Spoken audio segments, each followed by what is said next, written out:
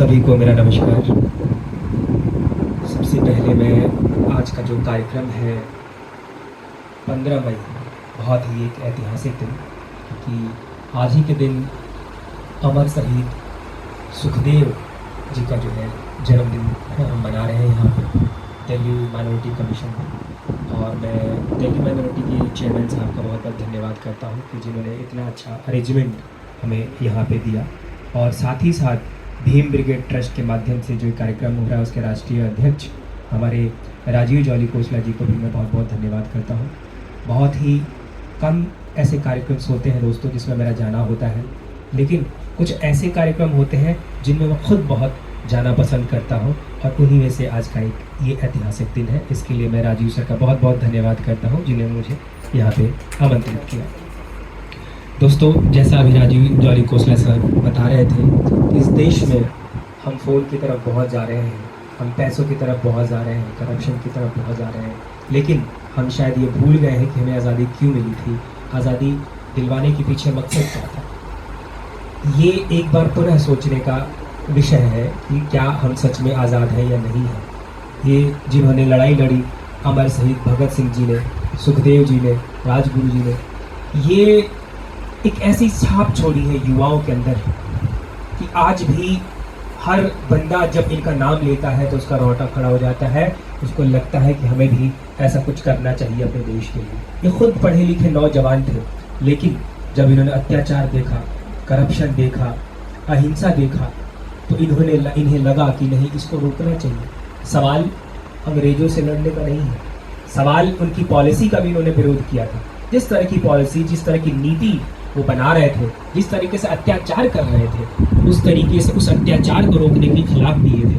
तो आज़ादी भी एक मकसद था, मैं ये नहीं कह रहा, आज़ादी ही एक मकसद था, लेकिन उसके साथ साथ ये भी था कि इस देश में अमन चैन, जो देश सोने की चिड़िया है, उसको वापस से हमें कायम करना है, वापस से लेके आना है। लेकिन जो उनकी विचारधारा थी, अगर मैं समझता हूँ कि अगर हम उन्हें नमन करते हैं, उन्हें याद करते हैं, तो उनको नमन करने का, उनको याद करने का सही ट्रिब्यूट ये होगा कि आज़ादी तो हम सेलिब्रेट करें, लेकिन साथ ही साथ उनकी जो विचारधारा थी, उनकी जो सोच थी, वो भी युवा अपने अंदर पैदा करें। जैसे कि अत्याचार के खिलाफ लड़ना, करप्शन के खिलाफ लड़ना, एजुकेशन के लिए लोगों के लड़ना। एग्जाम्पल के तौर पे समझिए, जब भगत सिंह, राजगुरु, सुखदेव जी को जेल में बंद कर दिया गया और वहाँ पे उन्होंने प्रिजनर्स की हालात देखे कि इनकी कंडीशन बहुत ख़राब है, वो भूख हड़ताल पे बैठ गए, और सबसे लंबा भूख हड़ताल उस समय में उन्होंने किया। उस दौरान पंडित जवाहरलाल नेहरू भी उनसे मिलने आए थे, उन्होंने कंडीशन देखी। तो आज भी इस देश में, मैं खुद एक अधिवक्ता हूँ, वकील हूँ, मैं ये देखता हूँ कि किस तरीके का इनह्यूमन बिहेवियर कैदियों के साथ होता है। अंडर ट्रायल प्रिजनर्स, मतलब आपकी सजा 3 साल है और आप 4 साल अभी जेल में ही काट चुके हैं, और अभी तक आपकी जो है सजा का केस का कोई आगे सुनवाई नहीं हो रहा। इस तरीकों के खिलाफ, इन चीज़ों के खिलाफ भी वो थे। तो हमें समझना पड़ेगा कि उनकी जो सोच थी, उनकी जो विचारधारा थी, हम आज गांधी जी की विचारधारा को बहुत फॉलो अप करते हैं, सभी करते हैं। गांधी जी का नोट पे भी हम फोटो देखते हैं। हम अहिंसा के मार्ग पे चलने की बात करते हैं। जब भी अहिंसा की बात आती है तो सबसे पहले हम गांधी जी की बात करते हैं। क्या भगत सिंह, राजगुरु, सुखदेव जी के अंदर ऐसी कैपेबिलिटी नहीं थी? अरे उन्होंने जब देखा कि नॉन कॉपरेशन मूवमेंट को वापस ले लिया गांधी जी ने, तो वो बड़े हताश हुए, और फिर उन्होंने जो है अपनी लड़ाई को अपने तरीके से, अपने जज्बे से लड़ने को सोचा। पहले वो भी गांधी जी के साथ थे, लेकिन मकसद आज़ादी था। इसलिए ये मैटर नहीं करता है कि आप किस मार्ग से आ रहे हैं, किस रास्ते से आ रहे हैं, कोई गरम दल वाला है, नरम दल वाला है। उस वक्त मकसद केवल एक ही था, आज़ादी। आज़ादी हमें दिलानी अंग्रेजों से। लेकिन जब हम उन्हें याद करते हैं और जब वो इस देश को देखते होंगे ऊपर से, अगर ऐसा हम कुछ मानते हैं, अगर वो देखते होंगे ऊपर से, उनकी आत्मा देखती होगी, तो मुझे लगता है कि उनको कहीं ना कहीं जरूर चोट पहुंचती होगी कि आज़ादी के नाम पे इस देश में क्या क्या हो रहा है। आज इस तरह के नारे लगते हैं इस देश में कि हमें इससे आज़ादी चाहिए, हमें उससे आज़ादी चाहिए, लेकिन आज़ादी का सही मायने लोग नहीं समझ पा रहे हैं।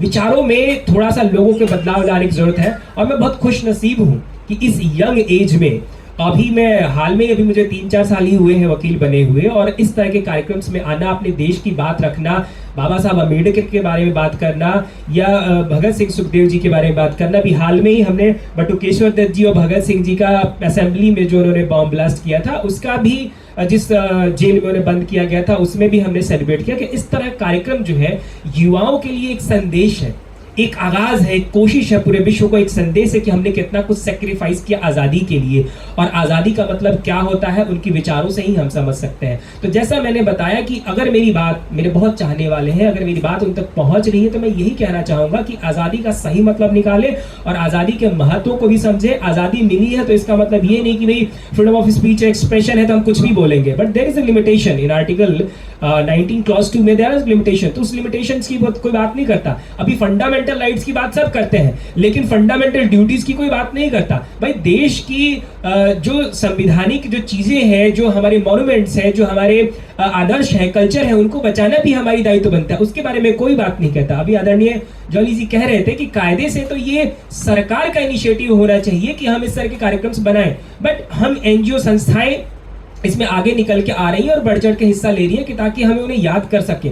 एनीवेज ये तो होता ही है, जब आप कुछ अच्छा स्टार्ट करते हैं तो बहुत संघर्ष मेहनत देखनी पड़ती है, लेकिन नो डाउट, लेकिन जब अच्छे लोगों के चीज में वो हाथे आती है और बड़े मंचों के माध्यम से जब कहा जाता है, सुना जाता है, तो उसका इम्पैक्ट पड़ता है। तो मैं यही कहना चाहूंगा कि आज जो दिल्ली माइनॉरिटी कमीशन ने इस इनिशिएटिव को लिया है, भीम ब्रिगेड ट्रस्ट ने इनिशिएटिव को लिया है कि देश में एक जो आज़ादी के हमारे जो नौजवान थे, जो हमारे अमर शहीद जो हमारे राजगुरु सुखदेव जी हैं, तो उनकी जो विचारधारा है उसको भी हम लेके आए। तो मैं बस अपनी बातों को यही बोल के खत्म करना चाहूंगा कि उनकी विचारधारा को भी हम उतना ही इम्प्लीमेंट करें, ना कि केवल हम उन्हें एक दिन का ट्रिब्यूट दें। तो उनके तभी मायने में मुझे लगता है कि आज़ादी का सही मतलब हम समझ पाएंगे, जैसे कि करप्शन के खिलाफ लड़ना, अत्याचार के खिलाफ लड़ना, अहिंसा के खिलाफ लड़ना, और कई बार तो ऐसी लड़ाई लड़नी पड़ जाती है कि आपके सामने वाला अत्याचार कर रहा है तो उसके खिलाफ भी आपको हथियार उठाना पड़ता है। श्रीमद् भगवद गीता में जब अर्जुन